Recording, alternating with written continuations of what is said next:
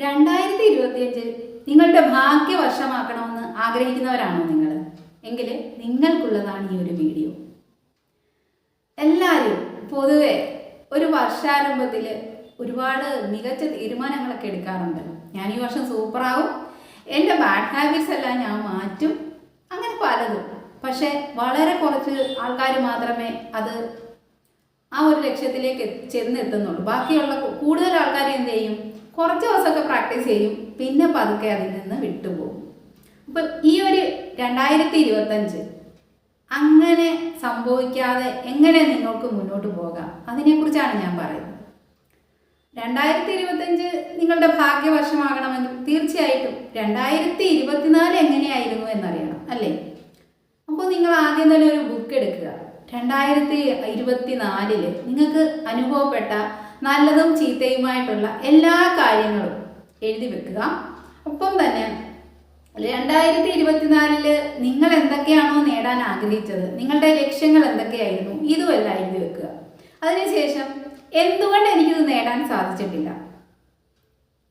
നമ്മൾ ഒരു കാര്യം നേടാനായിട്ട് ശ്രമിച്ചിട്ട് അതൊന്നും കിട്ടിയില്ല എന്നുണ്ടെങ്കിൽ അതിനർത്ഥം എന്താ? നമുക്ക് എവിടെയോ ഒരു മിസ്റ്റേക്ക് പറ്റിയിട്ടുണ്ട്, അല്ലേ? അതുകൊണ്ടായിരിക്കുമല്ലോ തീർച്ചയായിട്ടും നമ്മളിലേക്ക് അത് എത്താഞ്ഞത്.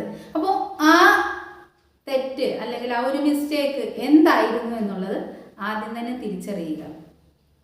അത് തിരിച്ചറിഞ്ഞു കഴിഞ്ഞാൽ എന്ത് വേണം? നമ്മുടെ ആ അന്നുണ്ടായിരുന്ന ആ ശീലങ്ങളെയൊക്കെ നമ്മൾ മാറ്റാനായിട്ട് തയ്യാറാവണം. 2024 ചെയ്തുകൊണ്ടിരുന്ന അതേ പ്രവൃത്തികളെ നമ്മൾ 2025 ചെയ്യുന്നുള്ളൂ എങ്കിൽ ഒരിക്കലും നമുക്ക് എന്ത് ചെയ്യാൻ കഴിയില്ല, ആ ലക്ഷ്യത്തിലേക്ക് എത്താനായിട്ട് കഴിയത്തില്ല. ആദ്യം തന്നെ നിങ്ങളൊരു പോസിറ്റീവ് മനോഭാവം ഉണ്ടാക്കിയെടുക്കുക. എല്ലാത്തിലും നല്ലതിനെ കാണാനായിട്ട് ശ്രമിക്കുക. അതായത് എനിക്ക് എല്ലാത്തിനും പറ്റും, ഞാൻ ആഗ്രഹിച്ചാൽ എനിക്ക് നേടിയെടുക്കാനായിട്ട് സാധിക്കും, അതിനെനിക്കുള്ള കഴിവുണ്ട്, അതിനനുസരിച്ചുള്ള വ്യക്തികളും സാഹചര്യങ്ങളും ഒക്കെ എന്നിലേക്ക് വരും, ഇങ്ങനെയൊക്കെ ചിന്തിക്കുന്ന തരത്തിലുള്ള ഒരു പോസിറ്റീവ് മനോഭാവം ഉണ്ടാക്കിയെടുക്കുക. അതിനുശേഷം ചിന്തകളെ ശ്രദ്ധിക്കാനായിട്ട് തുടങ്ങുക. Your thoughts R become your reality. നിങ്ങളുടെ ചിന്തകൾ എന്താണോ അതാണ് നിങ്ങളുടെ യാഥാർത്ഥ്യങ്ങളായിട്ട് മാറുന്നത്. എപ്പോഴും ചിന്തയിൽ ശ്രദ്ധയുള്ളവരാകുക. ഈ നിമിഷത്തിൽ ഞാൻ എന്താ ചിന്തിക്കുന്നത്? എനിക്ക് ആവശ്യമുള്ള കാര്യങ്ങളെക്കുറിച്ചാണോ അതോ എനിക്ക് ആവശ്യമില്ലാത്ത കാര്യങ്ങളെക്കുറിച്ചാണോ ഞാൻ ചിന്തിക്കുന്നത് എന്നുള്ള തിരിച്ചറിവോടുകൂടി ഇരിക്കുക.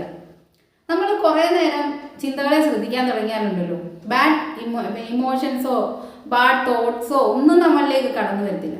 അപ്പം നമ്മളിങ്ങനെ നോക്കുമ്പോൾ ഒരു നെഗറ്റീവ് ചിന്തയാണ് നമ്മളുടെ ഉള്ളിലേക്ക് കടന്നു വന്നിട്ടുള്ളെങ്കിൽ ആ നിമിഷത്തിൽ എന്ത് ചെയ്യണം? അതിനെ നമ്മൾ ക്യാൻസൽ ചെയ്ത് കളഞ്ഞതിന് ശേഷം അതിനെതിരായിട്ടുള്ള ഒരു 10 പോസിറ്റീവ് ചിന്തകൾ മനഃപൂർവ്വമായിട്ട് നമ്മൾ നമ്മുടെ ഉള്ളിലേക്ക് കൊടുക്കാൻ ശ്രമിക്കുക. അങ്ങനെ നമ്മൾ വീണ്ടും വീണ്ടും വീണ്ടും ഇതിങ്ങനെ ആവർത്തിച്ചുകൊണ്ടിരിക്കുമ്പോൾ നമ്മുടെ മൈൻഡ് പിന്നെ ആ രീതിയിലേക്ക് അങ്ങ് കൺവേർട്ട് ആകും. എപ്പോഴും പോസിറ്റീവ് ചിന്തകൾ മാത്രം വരുന്ന ഒരവസ്ഥയിലേക്ക് നമ്മൾ മാറാനായിട്ട് തുടങ്ങും. നമ്മുടെ ഉപബോധ മനസ്സിന് അപാരമായ ശക്തിയുണ്ട്. നിങ്ങളുടെ ഓരോ മനുഷ്യൻ്റെ ആ ഉപബോധ മനസ്സിനും അപാരമായ ശക്തിയുണ്ട്. ആ ശക്തിയെ നമ്മുടെ ലക്ഷ്യ സാക്ഷാത്കാരത്തിനായിട്ട് നമുക്ക് ഉപയോഗിക്കാനായിട്ട് സാധിക്കും. അതിന് ആദ്യം തന്നെ ചെയ്യേണ്ട കാര്യമാണ് ഞാനിപ്പോൾ പറഞ്ഞത്, ചിന്തകളെ ശ്രദ്ധിക്കുക. ഇനി എന്താ ചെയ്യേണ്ടത്? ആദ്യം തന്നെ ആ ലക്ഷ്യങ്ങൾ എന്തൊക്കെയാണ്? 2024 ലക്ഷ്യം തന്നെയാണോ എനിക്ക് നേടിയെടുക്കേണ്ടത്, അതോ ഞാൻ ആ പുതിയ ലക്ഷ്യമാണോ, എന്തൊക്കെയാണോ? അല്ലെങ്കിൽ 2024 2025 കൂടെ ചേർത്ത് നിങ്ങളൊരു പുതിയ ലിസ്റ്റ്, നിങ്ങളുടെ ലക്ഷ്യങ്ങളുടെ, നിങ്ങളുടെ ആഗ്രഹത്തിൻ്റെ എല്ലാത്തിനെയും കുറിച്ച്, നിങ്ങളുടെ റിലേഷൻഷിപ്പിൽ എന്തൊക്കെ മാറ്റം വരണം, കരിയറിൽ എന്തൊക്കെ മാറ്റം വരണം, കംപ്ലീറ്റ് ഡീറ്റെയിൽസ് നിങ്ങൾ വീണ്ടും ഒരു ബുക്കിനകത്തേക്ക് എഴുതി വെക്കുക. നമുക്കൊരു വലിയ ലക്ഷ്യമാണുള്ളതെങ്കിൽ ആ ഒരു വലിയ ലക്ഷ്യം നമുക്ക് ഒറ്റയടിക്ക് നേടിയെടുക്കാനായിട്ട് പറ്റുമോ? ഇല്ല. അതിനെ നമ്മൾ മുറിച്ച് ചെറിയ ചെറിയ കഷ്ണങ്ങളാക്കി മാറ്റുക, ചെറിയ ഭാഗങ്ങളാക്കി മാറ്റുക. എന്നിട്ട് ഓരോ ദിവസവും അത് നേടിയെടുക്കുന്നതിനാവശ്യമായ ഓരോ സ്റ്റെപ്പ് വീതം നമ്മൾ വയ്ക്കുക. അതായത് ഒരു എക്സാമ്പിൾ പറഞ്ഞാൽ, നിങ്ങൾക്കിപ്പോൾ ആഗ്രഹം ഒരു ബിസിനസ് നേടാനാണ് അല്ലെങ്കിൽ ബിസിനസ് തുടങ്ങാനാണ് എന്ന് വിചാരിച്ചു. ആദ്യം തന്നെ തീരുമാനിക്കുക, എനിക്ക് ഏത് ബിസിനസ് ചെയ്യാനാണ് എനിക്ക് പറ്റുന്നത്, എൻ്റെ കപ്പാസിറ്റി എന്താണ്, ആ ഒരു ബിസിനസ് എനിക്ക് പറ്റുമോ? ഇങ്ങനെയുള്ള കാര്യങ്ങളൊക്കെ തീരുമാനിച്ച് ആലോചിച്ച് വേണം നമ്മൾ ആ ഒരു ബിസിനസ്സിന് വേണ്ടുന്ന കാര്യങ്ങൾ ചെയ്യാനും അത് ആഗ്രഹിക്കാനും. ഒരാൾ ചെയ്ത് വിജയിപ്പിച്ച ഒരു ബിസിനസ് അത് ഞാനും തുടങ്ങാം, അവർക്കത് വിജയിച്ചല്ലോ എനിക്കും അത് വിജയിക്കും എന്ന് വിചാരിക്കരുത്. അവർക്ക് പറ്റുന്നത് അവരെ കൊണ്ടേ സാധിക്കത്തുള്ളൂ. നമുക്ക് പറ്റുക നമ്മളുടെ ഒരു കപ്പാസിറ്റിയും നമ്മളുടെ പൊട്ടൻഷ്യലും ഒക്കെ മറ്റൊരു ബിസിനസ്സിലേക്കായിരിക്കും. അപ്പോൾ എന്താണോ നമുക്ക് പറ്റുന്നത് അത് കൃത്യമായിട്ട് തീരുമാനിക്കുക. അതിനുശേഷം ആ ഒരു ബിസിനസ്സിനെ കുറിച്ച് കുറച്ച് കൂടുതലായിട്ട് പഠിക്കുക. ആദ്യം പലരും ബിസിനസ്സിൽ തോറ്റു പോകുന്നത് അറിയാൻ വയ്യാത്ത ബിസിനസ് ചെയ്യാൻ പോകുന്നുണ്ടാണ്. അപ്പോൾ എന്ത് വേണം, നമ്മൾ ആഗ്രഹിക്കുന്ന ആ ഒരു ബിസിനസ് എന്തൊക്കെ കാര്യങ്ങളാണ് അതിൽ ചെയ്യേണ്ടത് എന്നൊക്കെയുള്ള അതിൻ്റെ മാർക്കറ്റ് എങ്ങനെയാണ്, ഇതിലുള്ള കാര്യങ്ങളെല്ലാം പഠിക്കുക. അതിനുശേഷം അതിനുള്ള ക്യാപിറ്റൽ എത്ര വരും, എൻ്റെ കയ്യിൽ എത്രയാണുള്ളത്, ഇനി ബാക്കി എങ്ങനെ സംഘടിപ്പിക്കാം, അതിനെക്കുറിച്ച് ചിന്തിക്കുക, അത് എഴുതി വെക്കുക. അതിനുശേഷം ഒരു പാർട്ട്ണറെ ആവശ്യമുണ്ടെങ്കിൽ ആ പാർട്ട്ണറെ കണ്ടെത്താനുള്ള കാര്യങ്ങളൊക്കെ ചെയ്യുക, അല്ലേ? ഇങ്ങനെ പല പല ഘട്ടങ്ങളായിട്ട് ഈ ഒരു ബിസിനസ്സിനെ നമ്മൾ മാറ്റുക. അതിനുശേഷം ഇതൊക്കെ നേടിയെടുക്കുന്നതിനുള്ള ഓരോ ചെറിയ സ്റ്റെപ്പ് വീതമെങ്കിലും എല്ലാ ദിവസവും എടുത്തെടുത്ത് തുടങ്ങുക. അങ്ങനെ അതിനുശേഷം എന്ത് ചെയ്യണം, നമുക്ക് വിഷ്വലൈസ് ചെയ്യാൻ സാധിക്കണം. നമ്മളുടെ ലക്ഷ്യങ്ങളിലേക്ക് എത്തിയ നമ്മളെ നമുക്ക് കാണാനായിട്ട് പറ്റണം. ആ വ്യക്തിയെ നിങ്ങൾ സ്വന്തമായിട്ടൊന്ന് ആലോചിച്ച് നോക്കി, എല്ലാ ലക്ഷ്യങ്ങളും നേടിയ നിങ്ങളെ കണ്ണടച്ച് നിങ്ങളൊന്ന് കണ്ടു നോക്കി. അപ്പോൾ നിങ്ങൾക്ക് ഉണ്ടാകുന്ന ഒരു സന്തോഷമുണ്ടല്ലോ, ഒരു ഭയങ്കരമായ അഭിമാന ബോധമുണ്ടല്ലോ, അതെല്ലാം ഇങ്ങനെ ഫീൽ ചെയ്തുകൊണ്ട് നമ്മുടെ ഉള്ളിൽ നിന്ന് ഫീൽ ചെയ്തുകൊണ്ട് നിങ്ങൾ കാണാൻ ശ്രമിക്കണം. കാണാൻ ശ്രമിക്കുകയല്ല, കാണണം. അങ്ങനെ ചെയ്യുന്നത് കൊണ്ടുള്ള ഗുണം എന്താണെന്ന് വെച്ചാൽ ആ നമ്മളിങ്ങനെ കാണുമ്പോൾ ഉണ്ടല്ലോ, അത് നേടിയെടുക്കാനുള്ള അമിതമായ ആഗ്രഹവും അതിനുവേണ്ടി പ്രയത്നിക്കാനുള്ള ഒരു ആവേശമൊക്കെ ഉണ്ടല്ലോ നമ്മളിങ്ങനെ ഓരോ ദിവസവും വന്നുകൊണ്ടിരിക്കും.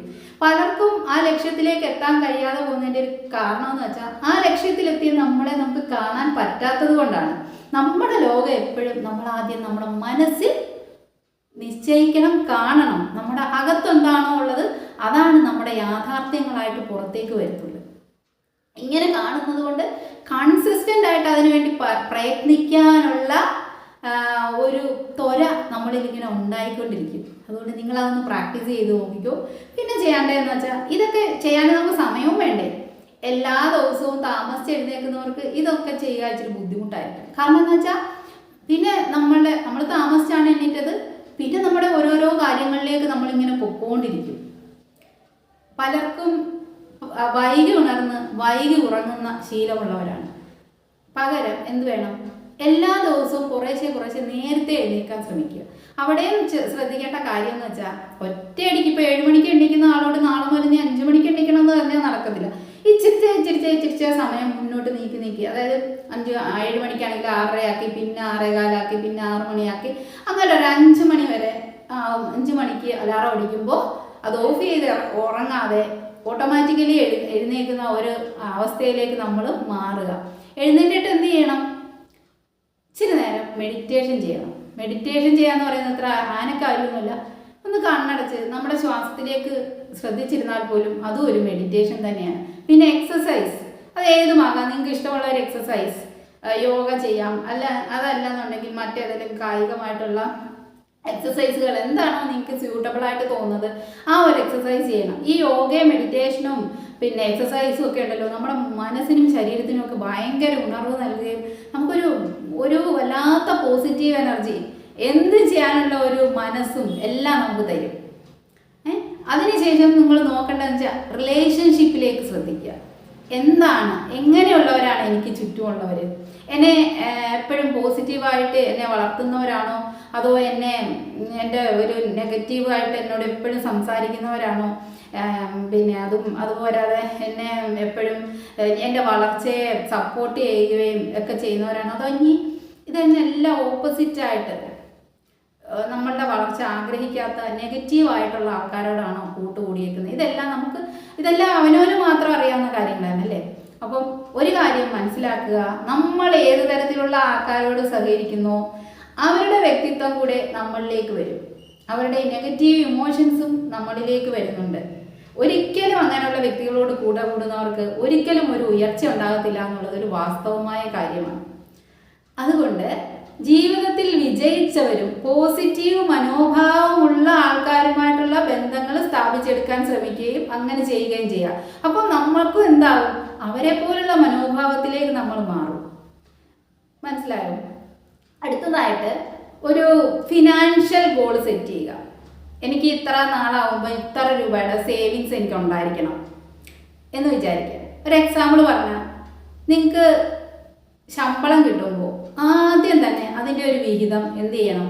നിങ്ങളുടെ സേവിങ്സിലേക്ക് മാറ്റണം. എക്സാമ്പിളായിട്ട് പറഞ്ഞാൽ, നിങ്ങൾക്ക് 50,000 രൂപയാണ് സാലറി എന്ന് വിചാരിച്ചു. ഈ ഒരു 50,000 രൂപയിൽ നിന്ന് ഒരു 10,000 രൂപ ആദ്യം തന്നെ ഒരു സേവിങ്സിലേക്ക് മാറ്റിയതിന് ശേഷം വിചാരിക്കുക, എനിക്ക് ഈ മാസം 40,000 രൂപയെ സാലറി ഉള്ളൂ, അത്രയേ ഉള്ളൂ എൻ്റെ വരുമാനം, എന്ത് ചെയ്യണം ഞാൻ? അതുകൊണ്ട് ഞാൻ അതറിഞ്ഞ 40,000 രൂപയിൽ ഒതുങ്ങുന്നതായിരിക്കണം എൻ്റെ ചിലവെന്ന് ചിന്തിക്കണം. ആ സേവിങ്സ് ഒരിക്കലും നമുക്ക് പെട്ടെന്ന് ഒരു ആവശ്യം വന്നാൽ ചെന്ന് എടുക്കാൻ പറ്റുന്നിടത്ത് നമ്മൾ കൊണ്ടിടരുത്. അതായത് ഒരു 1000 രൂപ കൊണ്ടുവന്ന് ഞാൻ വേറൊരു അക്കൗണ്ടിൽ കൊണ്ടുവന്ന് ഇട്ടു, എന്ത് ചെയ്യും? നമുക്കൊരാവശ്യം എപ്പോഴാണ് വരുന്നതെന്ന് അറിയാൻ പറ്റത്തില്ല, നമ്മൾ അപ്പം ചെന്നത് എടുക്കും, അത് തീർന്നു പോകും. അങ്ങനെ ഇടുന്നതിന് പകരം ഒരു FD-യിലോ സേവിങ്സിലോ മ്യൂച്വൽ ഫണ്ടിലോ നിങ്ങൾക്ക് വേഗം എടുക്കാൻ പറ്റാത്ത ഒരിതിലേക്ക് മാറ്റുക. പ്രത്യേകിച്ചും ഒരു അത് ഇട്ടേ പറ്റൂ എന്നുള്ള അവസ്ഥയുള്ള ഇതുണ്ടല്ലോ, ചിട്ടികളോ അങ്ങനെയൊക്കെ, പിന്നെ RD ഇങ്ങനെയൊക്കെ ഉള്ളതെന്ന് വെച്ചാൽ നമ്മൾ കൺസിസ്റ്റൻ്റ് ആയിട്ട് ചെയ്തേ പറ്റൂ എന്നുള്ള രീതിയിലുള്ളതിനകത്തോട്ട് മാറ്റുക. അപ്പോൾ അവിടെ നമ്മൾ ഇടണം എന്നുള്ളൊരു നിർബന്ധ ബുദ്ധി അവിടെ വരും അല്ലേ? അപ്പോൾ അത് നമ്മൾ ചെയ്യും. ഇങ്ങനെയുള്ള കാര്യങ്ങളൊക്കെ ശീലമാക്കുക. അപ്പോൾ ഈ ഒരു കാര്യങ്ങളൊക്കെ ചെയ്താൽ തീർച്ചയായിട്ടും നിങ്ങൾക്ക് നിങ്ങളുടെ ലക്ഷ്യങ്ങളിലേക്ക് വളരെ വേഗത്തിൽ എത്താനായിട്ട് സാധിക്കുമെന്ന് എനിക്ക് ഉറപ്പുണ്ട്. ആ ഉറപ്പ് നിങ്ങൾക്കും ഉണ്ടാകട്ടെ. അങ്ങനെയാണെങ്കിൽ മാത്രമേ ഈ ഒരു കാര്യം ചെയ്ത് 2025 അതിമനോഹരമാക്കാൻ സാധിക്കത്തുള്ളൂ. അപ്പോൾ എല്ലാവർക്കും ഈ 2025 എന്ന് പറയുന്നത് സ്വർഗീയമായ ഒരു ജീവിതം തരുന്നതാവട്ടെ. നിങ്ങൾക്ക് എല്ലാവിധ വിജയങ്ങളും നിങ്ങളെ സപ്പോർട്ട് ചെയ്യുന്ന ഒരുപാട് ആൾക്കാരും എല്ലാം നിങ്ങളുടെ ജീവിതത്തിൽ വന്ന് നിറയട്ടെ എന്ന് ഞാൻ എല്ലാവരെയും ആശംസിക്കുന്നു. അപ്പോൾ എൻ്റെ ഈ ഒരു വീഡിയോ നിങ്ങൾക്ക് ഇഷ്ടപ്പെട്ടെങ്കിൽ ഈ വീഡിയോ ലൈക്ക് ചെയ്യുക, ഷെയർ ചെയ്യുക, സബ്സ്ക്രൈബ് ചെയ്യുക. Thank you for watching my video. അപ്പം എല്ലാവർക്കും നല്ലത് വരട്ടെ.